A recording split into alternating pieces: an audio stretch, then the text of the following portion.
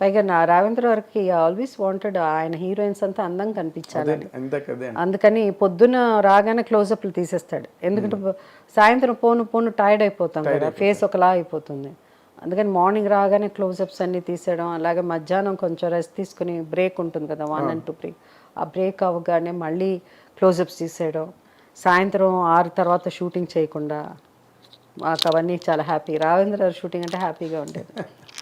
నార్మల్గా ఇప్పుడు మీరు చూడండి, మీరు ఒక లక్ష్మణ్ రేఖ, ఒక జ్యోతి, అక్కడ తమిళ్లో అపూర్వ రాగంగళ్ళు, అంటే ఇలాంటి క్యారెక్టర్లతో మీరు ఇంట్రడ్యూస్ అయినప్పుడు ఆ ఏజ్లో జనరల్గా గ్లామర్గా చెయ్యాలి, గ్లామర్గా కనిపించాలి అనిపించడం అనేది చాలా న్యాచురల్ ఫినామినా, న్యాచురల్ ఫీచర్ అది. బట్ మీకు ఎప్పుడు అలా అనిపించలేదండి? మీకు అన్నీ మీరు ఎప్పుడు చాలా యంగర్ డేస్లోనే మీరు అన్ని హెవీ క్యారెక్టర్స్ చేసేసి ఎందుకు నోములో డాన్స్ చేయాలి? అది అది యాంటీ, అదేంటి lady negative negative negative heroine అంటే పాటలన్నీ